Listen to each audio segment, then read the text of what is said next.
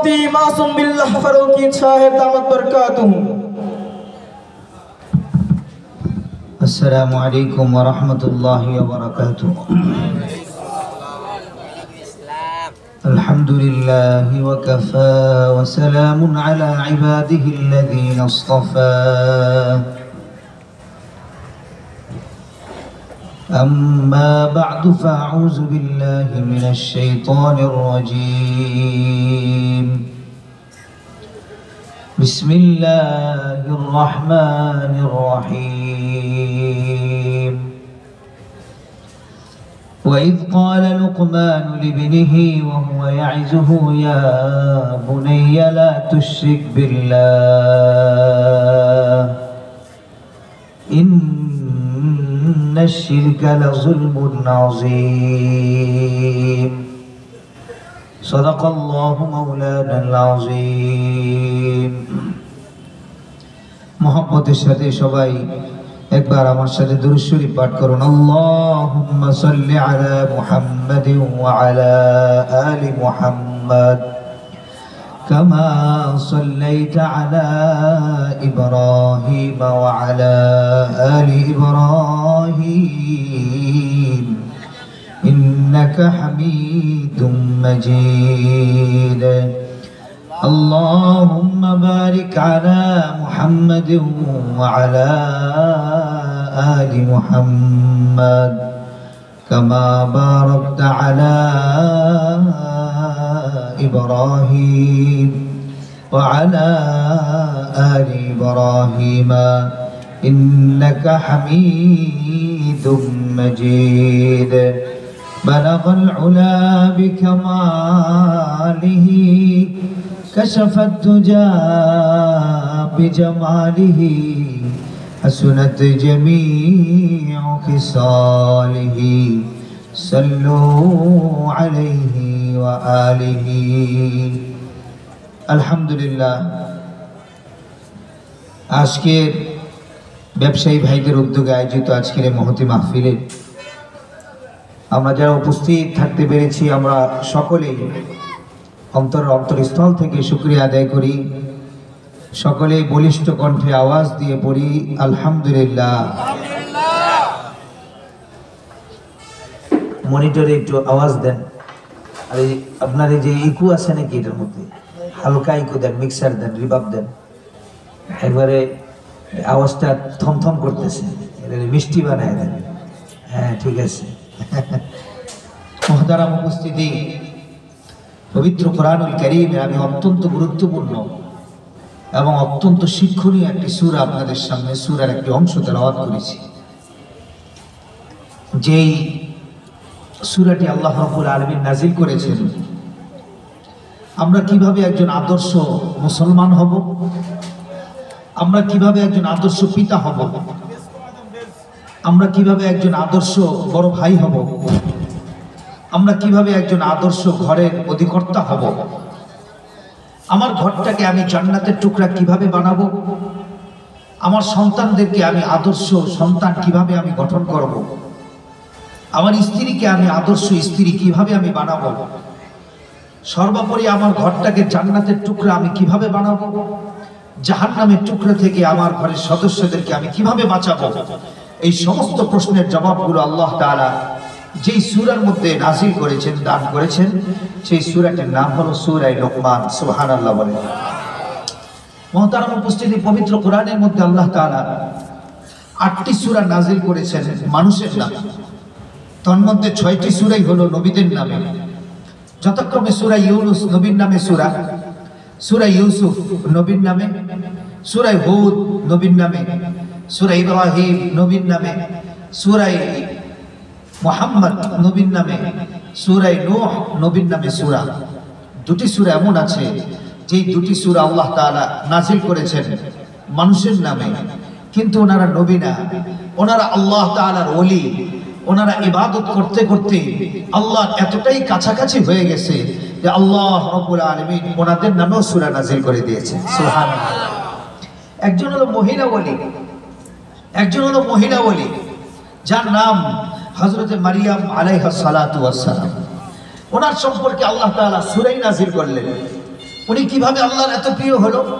আমরা যদি কোরআন খুলি তাহলে আমরা দেখতে পাই হযরত মারিয়াম আলাইহিস সালাতু ওয়াস সালাম যখন ওনার মায়ের গর্ভে ছিলেন, ওনার বাবা মা দুইজন আল্লাহর কাছে মান্নত করেছিল, আল্লাহ আমাদের গর্ভে যে সন্তান দান করেছেন মালিক, এই সন্তানটা হওয়ার পরে আমরা আমাদের সন্তানটাকে দ্বীনের জন্য ওয়াকফ করে দিব। আল্লাহ আমাদের সন্তানটাকে বাইতুল মুকাদ্দাসের খাদেম বানায় দিব। আল্লাহ আমাদের সন্তানটা বাইতুল মুকাদ্দাস ঝাড়ু দিবে, আমাদের সন্তানটা মসজিদ ঝাড়ু দিবে, মসজিদ মুছবে, দ্বীনের জন্য ওয়াকফ করে দিব। এই জন্য আল্লাহ রাব্বুল আলামিনের কাছে মান্নত করেছিল ওনার বাবা মা দুইজন। যখন 6 মাস হয়ে গেছে ওনার গর্ভে, মায়ের গর্ভে যখন 6 মাস হলো, ঠিক সে সময় হযরত মারিয়াম আলাইহিস সালাতু ওয়াস সালামের আব্বা ইন্তেকাল করেন। ওনার মা একা সন্তান পেটে 10 মাস 10 দিন যখন হলো, তখন উনি যখন সন্তান প্রসব করলেন, তখন তিনি দেখলেন যে একটা মেয়ে সন্তান হয়েছে। মা বলতেছেন, আল্লাহ আমি মান্নত করেছিলাম আপনার কাছে, একটা সন্তান হইলে আমি এই মসজিদ বাইতুল মুকাদ্দাস যেটা ফিলিস্তিনে আছে এই মসজিদের খাদেম বানাবো, কিন্তু আল্লাহ আমাকে তো আপনি মেয়ে সন্তান দান করলেন। মেয়ে মানুষ মসজিদের খেদমত করবে কিভাবে? মেয়ে মানুষ মসজিদ ঝাড়ু দিবে কিভাবে? মেয়ে মানুষ মসজিদের খেদমত করবে কিভাবে?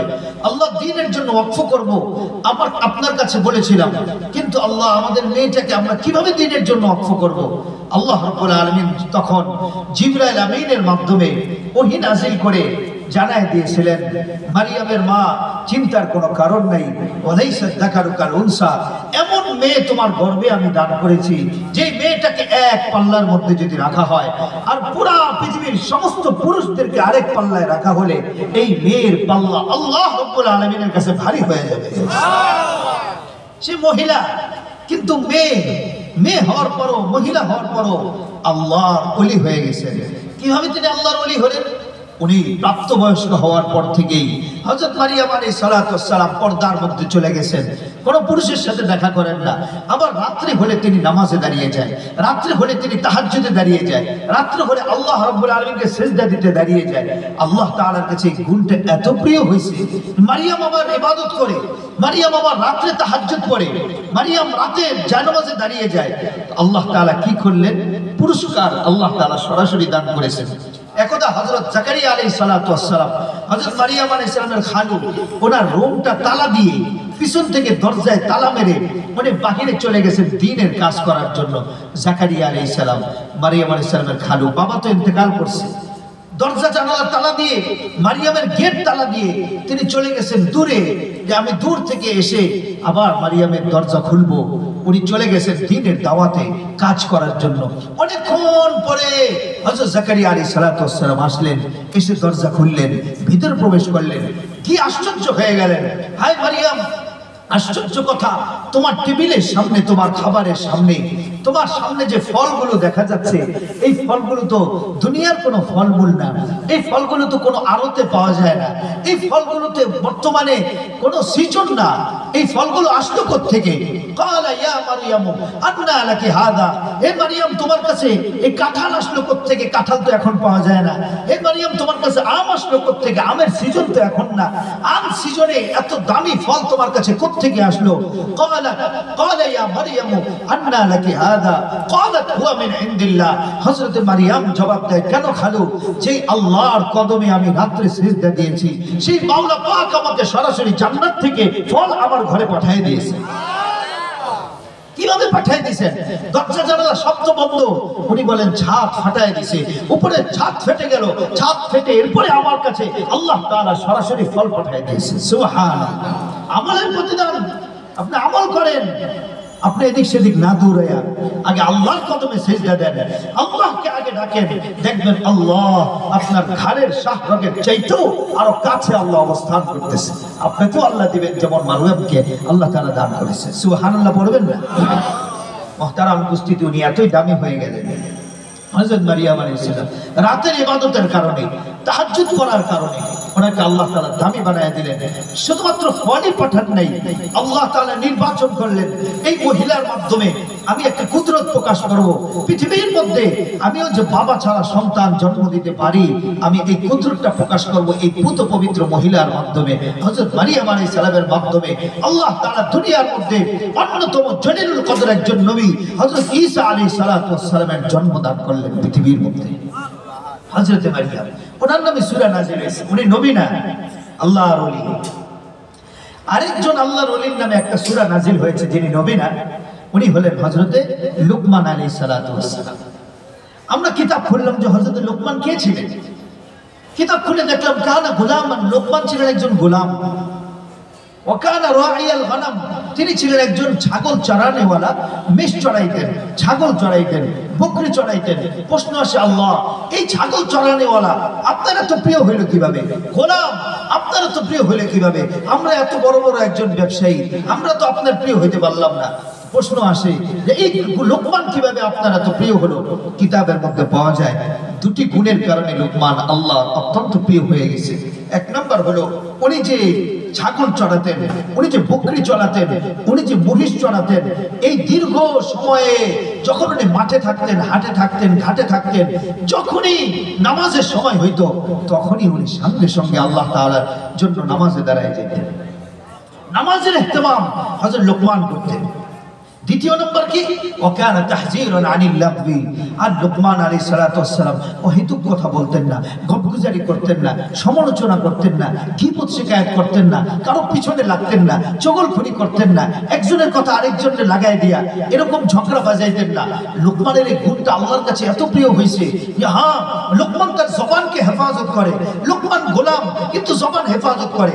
লুকমান ছাগল চড়ায় কিন্তু জবান হেফাজত করে। তো আল্লাহ রাব্বুল আলামিন সিদ্ধান্ত নিলেন ফেরেশতাদেরকে নিয়ে, ফেরেশতারা চলো লুকমানকে আমরা একটা পুরস্কার দেই। আল্লাহ কি পুরস্কার দিবেন? তো আল্লাহ তাআলা বললেন হ্যাঁ, লুকমানকে একটা পুরস্কার দেব। সেই পুরস্কারের নাম হলো আল্লাহ তাআলা লুকমান আলাইহিস সালামকে সরাসরি নিজের পক্ষ থেকে সিনার মধ্যে হিকমত নামক পুরস্কার দান করেছেন। সুবহানাল্লাহ। হিকমত, হিকমত কাকে বলে? হিকমত হলো যে ব্যক্তি কঠিন কথাকে সহজে বুঝিয়ে দিতে পারে, এটার নাম হলো হিকমত। অনেকগুলো ব্যাখ্যা আছে। লুকমান আলাইহিস সালাম এবার ঘুম থেকে ওঠার পর তিনি কথা বলে তো মানুষে লুকমানের কথায় জান্নাত খুঁজে পায়। লুকমান কথা বলে মানুষ লুকমানের কথায় মদ গাঞ্জা ছেড়ে দেয়। লুকমান কথা বলে লুকমানের কথায় মানুষ নামাজি হয়ে যায়। মানুষ লুকমান কথা বলে লুকমানের কথায় মানুষ আল্লাহওয়ালা হয়ে যায়। এবার লুকমান আলাইহিস সালাম আগের মতো মানুষ না, কেননা ওনার দিলে আল্লাহ হিকমত দান করেছেন, এই জন্য উনি হাকিম লুকমান হয়ে গেলেন। সুবহানাল্লাহ। কেন? উনি অহেতুক কথা থেকে নিজের জবানকে হেফাজত করতেন, মিথ্যা কথা বলতেন না, গপগুজারি করতেন না, গীবত শিকায়াত করতেন না। তো আল্লাহ তাআলা দিলের মধ্যে পুরস্কার, হিকমত নামক পুরস্কার দান করে দিয়েছেন। এই লুকমান আলাইহিস সালামের নামে একটা সূরা নাযিল হয়েছে, সূরা লুকমান। মুহতারাম উপস্থিতি, লুকমান আলাইহিস সালাম তিনি তার পরিবারকে গঠন করার জন্য, পরিবারের সদস্যদেরকে জাহান্নাম থেকে বাঁচানোর জন্য কিছু নীতি এবং কিছু ফর্মুলা গ্রহণ করেছেন। এই ফর্মুলাগুলো যদি আমরা গ্রহণ করতে পারি তাহলে আমরা আমাদের ঘরটাকে জান্নাতের টুকরা বাগান বানাতে পারবো। ব্যবসায়ী ভাইরা, আজকে আমি কেন আপনাদের সামনে আলোচনাটা করছি? আলোচনাটা করার পিছনে কারণ হলো আজকে বর্তমানে আমাদের পরিবারগুলো এমন হয়ে গেছে, বাবার কথা সন্তান শুনতেছে না, বাবার কথা তার মেয়ে শুনতেছে না, স্ত্রীর কথা স্বামী শুনতেছে না, স্বামীর কথা তার স্ত্রী শুনতেছে না। সবাই সবার জায়গায় মোবাইল নিয়ে ব্যস্ত হয়ে গেছে, সবাই সবার জায়গায় অ্যান্ড্রয়েড সেট নিয়ে ব্যস্ত হয়ে গেছে। বাবা চলে গেছে বাজারে, সে ব্যবসায়ী মানুষ, তো পরিবার রেখে আসছে। এখন সন্তানটা মোবাইল নিয়ে ব্যস্ত হয়ে গেছে, মেয়েটাও মোবাইল নিয়ে ব্যস্ত হয়ে গেছে, স্ত্রীও মোবাইল নিয়ে ব্যস্ত হয়ে গেছে। সবাই বাবা আবার রাত্রেবেলা বাসায় গেছে, সারাদিন সন্তানের কোনো খোঁজখবর নেওয়ার কোনো সুযোগ হয় নাই। সন্তানের দিক দিয়ে জাহান্নামে চলে যাইতেছে, বাবার কোনো খবর নেই। আমি আপনাদেরকে একটু সতর্ক করার জন্য আসছি, আমি আপনাদেরকে একটু জাগ্রত করার জন্য আসছি, আমি আপনাদের বিবেকগুলোর মধ্যে একটু নাড়া দেওয়ার জন্য আসছি। আমি কিছু দৃষ্টান্ত আপনাদের সামনে পেশ করতে চাই। ব্যবসায়ী ভাইয়েরা শোনেন। এক নম্বর হলো, কয়েকদিন আগে ইউরোপ আমেরিকার একজন ব্যক্তি সাংবাদিককে একটা সাক্ষাৎকার দিয়েছে। সে ব্যক্তি সাক্ষাৎকারের মধ্যে বলতেছে, শুনেন ভাই, আমি আমেরিকায় আসছিলাম টাকা কামানোর জন্য, কিন্তু এখানে এসে আমি দেখি আমি জাহান্নামের একটা গর্তের মধ্যে আমি বসবাস করতেছি। ওনাকে জিজ্ঞাসা করা হইলো, কেন ভাই? আপনার কি এমন মনের দুঃখ যে আপনি বলতেছেন জাহান্নামের গর্তে আছেন আপনি? উনি বলতেছেন, শুনেন, আমাদের এই দেশে সন্তানকে শাসন করার জন্য প্রহার করা নিষেধ। আমার সামনে আমার সন্তানটা এতই বেয়াদব হয়ে যাচ্ছে যে আমি আর শাসন না করে পারলাম না। আমি আমার সন্তানকে একটু মৃদু প্রহার করলাম, হালকা প্রহার করলাম। আমার সন্তানটা সঙ্গে সঙ্গে থানায় ফোন দিল, থানা থেকে পুলিশ চলে আসলো, আমাকে 2টা জরিমানা করলো। নাম্বার 1, কেন আমি সন্তানকে আমি শাসন করলাম, প্রহার করছি, মেরেছি, এজন্য আমাকে $1000 জরিমানা দিতে হবে। দ্বিতীয় নম্বর, যেই শাস্তিটা আমাকে দিয়েছে, এই শাস্তিটার জন্য আমি চাই যে আমি আত্মহত্যা করতে। আমি কয়েকবার হুজুরের কাছে গিয়েছিলাম, আত্মহত্যা জায়েজ আছে কিনা, যদি আত্মহত্যা জায়েজ থাকতো আমি আত্মহত্যা করে ফেলতাম। ওনাকে বলা হইল, কি এমন শাস্তি যার কারণে আপনি আত্মহত্যা করতে চান? উনি বললেন, শুনেন, আমাকে পুলিশ কর্তৃক শাস্তি দেওয়া হয়েছে সন্তানকে মারার কারণে, যে আজ থেকে তোমার সন্তান তো তার গার্লফ্রেন্ড নিয়ে, তার প্রেমিকা নিয়ে বাহিরে একটা ফ্ল্যাট ভাড়া করে 1 মাস থাকবে, এবং তুমি দৈনিক 3 বার বাবা সেই পরিবারের মধ্যে ওই ছেলেকে দৈনিক 3 বার খাবার পৌঁছে দিবা, এবং মাস শেষে এই ফ্ল্যাটের ভাড়াও তুমি বাবা, এই ফ্ল্যাটের ভাড়া তোমাকে দিতে হবে। বলেন নাউজুবিল্লাহ। উনি বলতেছে, আমার সামনে আমার ছেলে বিবাহ ছাড়াই তার প্রেমিকাকে নিয়ে 1 মাস একটা ফ্ল্যাটের মধ্যে ভাড়া করে থাকবে, আর আমি দৈনিক 3 বার তাকে খাবার পৌঁছে দিব, আর মাস শেষে ওই ফ্ল্যাটের ভাড়া আমিই দিব। বলেন এটা কোনো বাবা সহ্য করতে পারে কিনা? কোনো বাবা সহ্য করতে পারে না। এজন্য আমি আত্মহত্যা করতে চাই। বলেন আমার আত্মহত্যা করা জায়েজ আছে কিনা? বাবা আত্মহত্যা করতে যাচ্ছে। মহতারাম উপস্থিতিরা, বাস্তব ঘটনা বললাম, এই দৃষ্টান্ত আপনার সামনে পেশ করে আমি যে কথাটা বুঝাইতে চাই সেটা হলো এই, এখানে সন্তান যতটুকু অপরাধী, তার চেয়ে ডাবল অপরাধী হলো এখানে বাবা নিজেই। কেননা বাবা যদি ছোট্টবেলা থেকেই এই বাচ্চাটার দিলের মধ্যে ঈমান ঢুকানোর চেষ্টা করত, ইসলাম ঢুকানোর চেষ্টা করত, লুকমান হাকিমের ফর্মুলায় বাচ্চাটাকে বড় করার জন্য চেষ্টা করত, তাহলে এই দৃশ্য আর বাবাকে আজকে দেখতে হতো না। ঠিক কিনা? জোরে আওয়াজ দিয়ে বলে। হ্যাঁ, এই জন্য আমি আপনাদেরকে জাগ্রত করার জন্য আসছি। পরিবার নিয়ে একটু ফিকির করেন, সন্তান নিয়ে একটু ভাবেন, আপনার ভাইকে নিয়ে একটু ভাবেন, কিভাবে আপনি তাদেরকে বড় করবেন, কিভাবে আপনি তাদেরকে গড়ে তুলবেন। মহতারাম উপস্থিতি, দ্বিতীয় দৃষ্টান্ত শুনেন। আমাদের বাংলাদেশে যখন করোনা আসছে, করোনার সময় একজন শিক্ষিত একজন ছেলে তার বাবাকে স্থান দিয়েছে 5 তলা ছাদের উপরে মুরগির খামার, ফার্মের মুরগির খামার। এই মুরগির খামারের পাশে বাবাকে এই একটা তোষক বিছায় সেখানে শোয়া দিয়ে আসে, পাশে একটা ফ্যান লাগাই দিল। সাংবাদিক খুঁজতে খুঁজতে 5 তলায় উঠে গেল। 5 তলায় গিয়ে ক্যামেরা ধরলো, জিজ্ঞাসা করলো, স্যার আপনার বাবাকে মুরগির এই পায়খানার পাশে আপনি শোয়া দিলেন, এটা আপনার দিলের মধ্যে কোনো খারাপ লাগে নাই? উনি বলতেছে, শিক্ষিত মানুষ, সরকারি চাকরিজীবী, উনি বলতেছে, কেন সমস্যা কি? আমার বাবার পায়খানা পরিষ্কার করারও লোক রাখছি, মুরগির পায়খানা পরিষ্কার করারও তো লোক আছে, লোক তো রাখছি, সমস্যা কোথায়? মুহতারাম উপস্থিতি, তাহলে যে শিক্ষিত লোকটা বৃদ্ধ এই মৃত্যু সজ্জায় সজ্জিত বাবাকে 5 তলা ছাদের উপরে মুরগির পায়খানার পাশে ছোঁয়া দেওয়াকে নিজের জন্য কোনো অপরাধ বোধ মনে করে না, সে কাগজে কলমে শিক্ষিত হইল, ইসলামের দৃষ্টিকোণ থেকে সে অশিক্ষিত কুলাঙ্গার বেয়াদব একটা সন্তান। ঠিক কিনা? জোরে আওয়াজ দিয়ে না, সে আদর্শ সন্তান কোনোভাবেই হতে পারে না। আদর্শ সন্তান হইলে বাবার সাথে এই আচরণ কোনোদিন সন্তান দেখাইতে পারতো না। ঠিক কিনা বলেন? জোরে আওয়াজ। কখনোই দেখাইতে পারতো না। মহতারাম উপস্থিতি, এখানেও আমি যে কথাটা বলতে চাই সেটা হলো, এখানে সন্তান বাবাকে এই মুরগির পাশে শোয়া যতটুকু অপরাধ করেছে, তার চেয়ে ডাবল অপরাধী হলো এই মুরব্বী বাবা নিজেই। কেননা এই সন্তানটাকে শুধুই মাত্র টাকার রাস্তা দেখিয়েছে। বাবা ওই যে ওটা টাকার রাস্তা, কিন্তু সন্তানের দিলের মধ্যে যে ঈমান ঢুকান লাগবে, ইসলাম ঢুকান লাগবে, তাকওয়া ঢুকান লাগবে, ইবাদত ঢুকান লাগবে, এই ফিকিরটা বাবার ছিল না, আপনার ছিল না। যার কারণে আজকে মৃত্যুর আগে বাবাকে এই মুরগির পায়খানার পাশে শুইতে হচ্ছে। আপনি সতর্ক হন, আপনাকে জাগ্রত করার জন্য আসছি। টাকাই সবকিছুর মূল না, টাকাই সুখ দিতে পারে না, টাকাই শুধু মানুষ বানাতে পারে না, টাকাই শুধু আদর্শ বানাতে পারে না।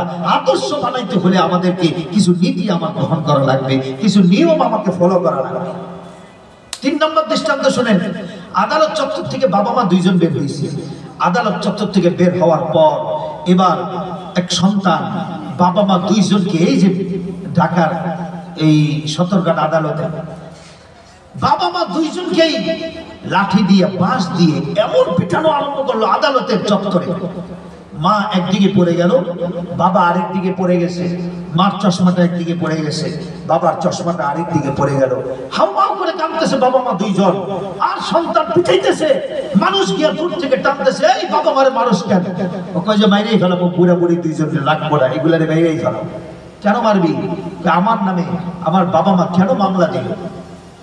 এই সন্তান বাবা মার সম্পত্তি শেষ করে ফেলতেছে, মদ গাঞ্জা খায়া শেষ করে ফেলতেছে। কিন্তু এই বাবা মা আদালতে বিচার দিছে, আদালতের রায় আসছে হলো সন্তানের পক্ষে। কেন বিচার দিল? এই জন্য বাবা মারে পিটাইতেছে আর পিটাইতেছে। মহতারাম উপস্থিতি, বাংলার ঘরে ঘরে এমন সন্তান পয়দা হইতেছে যে সন্তানগুলো পিতামাতার গায়ে আঘাত করে, কিন্তু এটা ভাবে না যে আমি কোথায় আঘাত করতেছি, এটা চিন্তা করে না যে আমার কি বরবাদ হচ্ছে। এই বেয়াদব সন্তানও এখন কিন্তু কিছু কিছু ঘরে তৈরি হচ্ছে। হচ্ছে কি হচ্ছে না বলেন? হইতেছে। আদালত চত্বরে পিতা মাতারে মারতেছে, পিটাইতেছে। এখানেও একই কথা। এখানে সন্তান যতটুকু অপরাধী, তার চেয়ে ডাবল অপরাধী বাবা মা নিজেই। কারণ সন্তান নিয়ে ছোট্টবেলা থেকেই সে ফিকির করে নাই, সন্তানের দিলের মধ্যে ঈমান ঢুকানোর কথা সে ভাবে নাই, ইসলাম ঢুকানোর কথা ভাবে নাই, সন্তানের দিলের মধ্যে তাকওয়া ঢুকানোর কথা অভিভাবক চিন্তা করে নাই। 4 নম্বর দৃষ্টান্ত শোনেন। একজন মুসল্লি আসলো, হুজুর দেখেন তো হাতের কি অবস্থা। আমি দেখলাম হাতে কালো কালো দাগ। বললাম কি ভাই, স্যাক লাগছে নাকি? ওই যে না হুজুর, স্যাক লাগে নাই। সন্তানরে বাইক কিনে দেই না দেখে, আমি হুন্ডা কিনে দেই না দেখে আমাকে রড দিয়ে আজকে পিটাইছে। নাউজুবিল্লাহ বলে।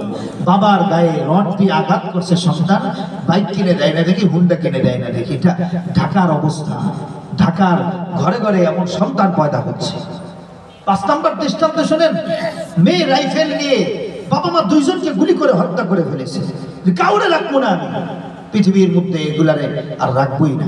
শোনেন, আপনি মনে রাখবেন মুহতারাম উপস্থিতি, আপনি যদি আপনার সন্তানকে সেই জিনিসটা না দিতে পারেন, যে জিনিস পেয়ে সে আল্লাহকে চিনবে, সেই জিনিসটা না দিতে পারেন, যে জিনিস পেয়ে সে জান্নাতের পথ দেখবে, তাহলে এক সময় না এক সময় সে আপনার বিরুদ্ধে যাবে এবং আপনাকে সে জাহান্নামের অতল গহ্বরে পাঠাবে। হয়তো দুনিয়ায় পাঠাবে, না হয় সে আখিরাতে আপনাকে জাহান্নামে পাঠাবে।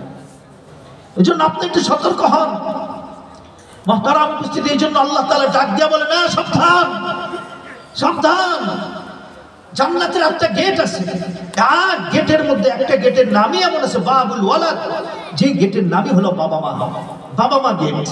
এই গেটে শুধুমাত্র তারাই প্রবেশ করবে যারা পিতামাতাকে সম্মান করেছে, তারাই প্রবেশ করবে যারা পিতামাতাকে শ্রদ্ধা করেছে, তারাই প্রবেশ করবে যারা পিতামাতার সাথে ভদ্র ভাষায় কথা বলেছে, তারাই কেবলমাত্র প্রবেশ করবে।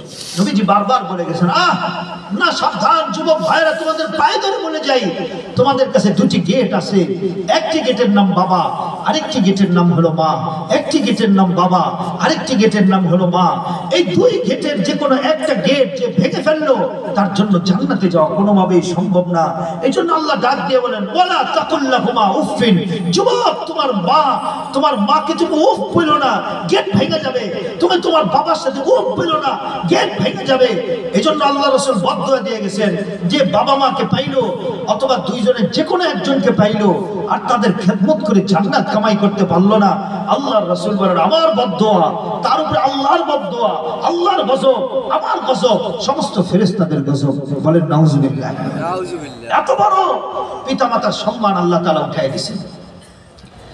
মুহতারাম উপস্থিতি, আল্লাহ রাব্বুল আলামিন পিতামাতার সাথে বেয়াদবি করার কারণে সরকারি চাকরিজীবী থেকে তাকে ভাঙ্গা থালা নিয়ে ওভারব্রিজের নিচে বসাইছে, এমন দৃষ্টান্ত বাংলাদেশে আছে। একজন সরকারি চাকরিজীবী, একটা ছেলে, সে পড়াশোনা শেষ করেছে, সরকারি চাকরির জন্য অ্যাপ্লিকেশন করেছে, সরকারি চাকরি হয়ে গেছে, ঢাকায় আসছে গ্রাম থেকে, তাকে একটা ফ্ল্যাটও দিছে, কোয়ার্টার। এখন সে চিন্তা করলো, আমাকে তো বিয়ে করতে হবে। বিয়ে করার জন্য এমন একটা মহিলা খুঁজছে, যে মহিলাটা নাকি সেলিব্রিটি। সেলিব্রিটি বুঝেন তো? সেলিব্রিটির তর্জমা এটা আপনার কাছে একটা, কিন্তু আমার কাছে হইলো সেলিব্রিটি মানে হলো যেটা অর্ধেক ছেলে অর্ধেক বেটি। এটা দূরের থেকে তাকাবেন মনে হবে যে ছেলে, এটা দেখবেন যে সুমন ভাই, কাছে গিয়ে দেখবেন যে না, একটু সুমন ভাই না, বিউটি আপা, মানে চিনাই যায় না এটা কি পুরুষ না মহিলা। এই হলো সেলিব্রিটি। সরকারি চাকরিজীবী এমন একজনকে বিয়ে করছে যে নাকি গাও বাংলাদেশ, গাও 1 নাম্বার, নাচো নাচো বাংলাদেশে 1 নাম্বার, এরকম বিয়ে করছে। বিয়ের পরেই তো স্বামীরে বলছে, সাবধান, তোমার বাবা মার কাছেও যাওয়া যাবে না, বাবা মারে ওষুধ খরচও দিতে পারবা না, সব তুমি এখানে দিবা। আমার আম্মার ফ্ল্যাট আছে, ওইখানে থাকবা। ঘর জামাই বানায় ফেলাইছে। 8 মাস হয়ে গেছে, সে তার বাবা মার কোনো খোঁজ খবর নেয় না। 8 মাস হয়ে গেছে, বাবা মাকে এই সরকারি চাকরি দিয়ে ওষুধের খরচও দেয় না। সেন্টারের মধ্যে বিয়ে হচ্ছে, কাজী জিজ্ঞাসা করছে, এই কি ব্যাপার জামাই সাহেব, বাবা মা কই? ওই যে উকিল বাবা, ওই যে উকিল মা। আরে আসল বাবা কই? আসল বাবা তো কৃষক মানুষ, ওনারে কি আর সেন্টারে আনা যায়? মা কাজের বুয়া, ওনারে কি আর এখানে আনা যায়? নাউজুবিল্লাহ, বলবা না ভাই? বাবা মারে আনে নাই, বিয়ে করছে। 8 মাস হয়ে গেছে, বাবা মাকে খোঁজ খবর দেয় না। আল্লাহ তাআলা বলেন, পৃথিবীতে আমি কিছু গুনার কারণে তাদেরকে খপ করে ধরে ফেলি। এই সেই গুনাহগুলোর মধ্যে অন্যতম একটা গুনাহ হলো যারা পিতামাতার সাথে বেয়াদবি করেছে। আমি এই গুনাহগারকে দুনিয়ার মধ্যে আমি ধরি, খপ করে ধরে ফেলি, এমন ভাবে শাস্তি দেই, দুনিয়াতে পঙ্গু বানায় দেই, পথের ভিখারি বানায় দেই, আখিরাতে তার জন্য জাহান্নাম দিয়ে দেই। ঠিক কিনা বলো জোরে আওয়াজ? তারা উপস্থিতি, আল্লাহ রাব্বুল আলামিন ছোট্ট করে নাভির মধ্যে একটা ক্যান্সার দিয়ে দিয়েছে। এই লোকের ক্যান্সারটা আস্তে আস্তে বাড়তে বাড়তে এখন তার কেমো দেওয়া শুরু হয়েছে। স্ত্রী চিন্তা করলো, এই লোকের কেমো দিতে দিতে আমার টাকা সব শেষ হয়ে যেতেছে, ও তো আর সুস্থ হবে না, শরীরের গোস্ত খুঁয়ে খুঁয়ে পড়তেছে। এরে স্ত্রী ডিভোর্স দিয়ে দিছে। শাশুড়ি চিন্তা করলো, এরে তো আর আমার ফ্ল্যাটে নেই, খেলাম নেই, এত গোস্ত খুঁজে পড়তেছে, দুর্গন্ধ বেরোইতেছে, এই যাও তুমি ফ্ল্যাট থেকে বের হয়ে যাও। ডিভোর্স দিয়ে দিছে, ফ্ল্যাট থেকে বের করে দিছে।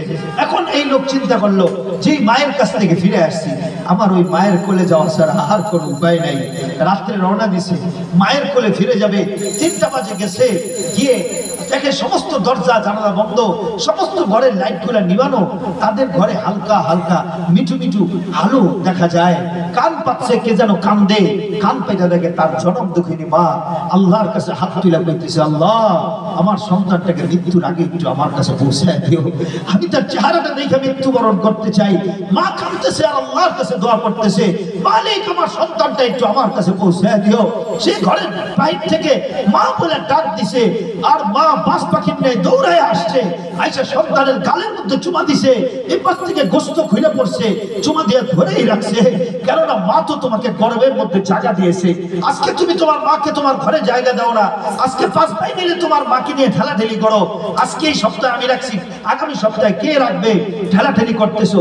অথচ এই মা তোমাকে গর্বে 5 ভাইকে গর্বে জায়গা দিয়েছে, কাউকে কোনোদিন ঠেলাঠেলি করে নাই। 5 ভাইকে একই প্লেটে বসে ভাত খাওয়াইছে, কাউকে ঠেলাঠেলি করে নাই। আজকে 5 ভাই মিলে এক মাকে নিয়ে তোমরা ঠেলাঠেলি করতেছো। মোহতারাম উপস্থিতি, জিজ্ঞাসা করে, মা বাবা কই? বাবা তো কিছুদিন আগে হার্ট অ্যাটাক করে মারা গেছে। আসো নাই খোকা, এখন তুমি খবর নাও। মা কিছুদিন বসবাস করতেছে, হঠাৎ করে মাও হার্ট অ্যাটাক করে ইন্তেকাল করলেন। এলাকাবাসী বলে, আমরা দেখছি ক্যান্সারের টাকা জোগানোর জন্য এই সরকারি চাকরিজীবী একটা প্লেট নিয়ে ওভার ব্রিজের নিচে ভিক্ষা করছে, আমরা দেখেছি। সাবধান হও, পিতামাতার সাথে বেয়াদবি করবা, দুনিয়াও যাবে, পিতামাতার সাথে বেয়াদবি করবা, আখিরাত যাবে, পিতামাতার সাথে বেয়াদবি করবা, ব্যবসা যাবে, বাণিজ্য যাবে, টাকা পয়সা যাবে, সব যাবে। আল্লাহ বলেন, তাকে দুনিয়াতেও আমি ফকির বানাই, আখিরাতেও সে ফকির হয়ে যাবে। ইমাম শাফি বড় ইমাম, উনি রাত্রেবেলা হাদিস পড়ায় যাইতেন, যায় উনি ওনার মায়ের পায়ের মধ্যে তেল লাগাইতেন আর মায়ের পায়ে চুমা দিতেন। ওনার মা বলতো, বাবা কি করস? তুই না বড় ইমাম, কি করতেছ? ইমাম শাফি রহমতুল্লাহ আলাইহি বলতেন, মা আমি আমার জান্নাতে তেল লাগাই। সুবহানাল্লাহ বলবেন, জান্নাতে তেল লাগাইতেছি, আমি জান্নাতের মধ্যে তেল লাগাইতেছি, আমার জান্নাত সুসজ্জিত করতেছি, আমার জান্নাত আমি সুন্দর করতেছি। এই জন্য আল্লাহর নবী বলে, আল্লাহ তোমার উপর সন্তুষ্ট আছে কিনা বুঝবা কিভাবে? আল্লাহ সন্তুষ্ট আছে কিনা বুঝবা হইলো তোমার বাবা মা যদি তোমার উপর সন্তুষ্ট থাকে, আল্লাহ তোমার উপর সন্তুষ্ট হয়ে যাবে। সুবহানাল্লাহ বলে। আরব থেকে কিছু ফল কিনা নিয়ে গেলা, বাবা মার পাশে বসে গেলা, আর মাকে একটু মুখের মধ্যে তুমি যদি কমলাগুলো তুলে দিলা, মা একটা হাসি দিল, হাসির সাথে সাথে তোমার জন্য জান্নাতের বাবুল ওয়ালাদ নামক গেটটা ঠাস করে খুলে গেল। সুবহানাল্লাহ বলো জোরে আওয়াজ। এটা হলো জান্নাত কামাই করার মেশিন। বাবা মা যে ব্যক্তি কামাই করতে পারলো না, তার কপাল পুড়ে গেছে। মুহতারাম উপস্থিতি, লোকমান আলাইহিস সালামের কথা বলছিলাম। উনি ওনার সন্তানকে আদর্শ সন্তান হিসেবে গঠন করার জন্য উনি কিছু নীতি গ্রহণ করেছেন, উনি ফর্মুলা গ্রহণ করেছেন। তাহলে হুজুর এখন কি করতে পারি? আমরা আমাদের সন্তানকে আদর্শ সন্তান কিভাবে বানাবো? আমরা ঘরটাকে জান্নাতের টুকরা কিভাবে বানাবো? আমরা আমাদের স্ত্রীকে আদর্শ স্ত্রী কিভাবে বানাবো? এই জবাবগুলো আল্লাহ তাআলা সূরা লুকমান 12 নম্বর আয়াত থেকে সরাসরি একেবারে ডিটেইলস একের পর এক আপনার জন্য আল্লাহ তাআলা বর্ণনা করে দিয়েছেন। আপনি বাসায় যাবেন, গিয়া কোরআন শরীফ খুলবেন, সূরা লুকমানের 12 নম্বর আয়াত থেকে দেখবেন আপনার জন্য আল্লাহ তাআলা এই কথাগুলো বলছেন। আপনি কিভাবে আপনার সন্তানকে মানুষ বানাবেন, কিভাবে আপনার ঘরটাকে জান্নাতি ঘর বানাবেন। আল্লাহ তাআলা বলেন, وإذ قال لقمان لابنه وهو يعظه يا بني لا تشرك بالله। সন্তান লুকমান আলাইহিস সালাতু ওয়াস সালাম, বাবা উনি আদর্শ সন্তান হিসেবে সন্তানগুলোকে মানুষের মতো মানুষ বানানোর জন্য, সন্তানগুলোকে আদর্শ সন্তান হিসেবে গঠন করার জন্য সপ্তাহে একদিন লুকমান আলাইহিস সালাতু ওয়াস সালাম সন্তানগুলোকে নিয়ে তিনি বসতেন। 2 সপ্তাহ পর পর লুকমান আলাইহিস সালাম সন্তানগুলোকে নিয়ে বসতেন। মাসে একদিন লুকমান আলাইহিস সালাতু ওয়াস সালাম সন্তানগুলোকে নিয়ে তিনি বসতেন। সপ্তাহে একদিন সন্তানগুলোকে নিয়ে উনি বসতেন, মাঝে মাঝে বসতেন। হঠাৎ করে লুকমান আলাইহিস সালাম সন্তানকে ডাক দিয়া বলে, ইয়া বুনাইয়া। ইয়া বুনাইয়া শব্দের অর্থ হলো আমার আদরের সন্তান, আমার জানে জিগার, আমার কলিজার টুকরা, আমার নয়নের মণি। আদর করে লুকমান আলাইহিস সালাম তার সন্তানকে ডাক দিয়া বলে, ওগো আমার সন্তান, প্লিজ আব্বু তোমাকে আমি একটু নসিহত করতে চাই। আব্বু কি বিষয়ে নসিহত করবেন? সন্তান দৌড়ে আইসা লুকমান আলাইহিস সালামের সামনে বসে যায়। লুকমান আলাইহিস সালাম ওনার সামনে যখন নাকি সন্তানগুলো হাঁটু গেড়ে বসে গেছে, উনি বলে, আব্বু আমি 1 নাম্বার তোমাকে নসিহত করতে চাই। কি বিষয়ে নসিহত করবেন বাবা? বলেন। লুকমান আলাইহিস সালাম বলে, আব্বু 1 নাম্বার নসিহত হলো ঈমান বাঁচাও, ঈমান বাঁচাও আব্বু, ঈমান বাঁচাও। বাবা এমন কোন কাজ করবা না যে কাজের দ্বারা তোমার ঈমান চলে যায়, এমন কাজ করবা না যে কাজের দ্বারা তোমার ঈমানের ভিতরে কোনো ক্ষতি আসে, এমন কাজ করবা না যে কাজের দ্বারা তোমার ঈমান কমে যায়, এমন কাজ করবা না যে কাজের দ্বারা তোমার ঈমান ভঙ্গ হয়ে যায়, এমন কাজ তুমি করবা না যে কাজের দ্বারা তুমি কাফের হয়ে যাও। বাবা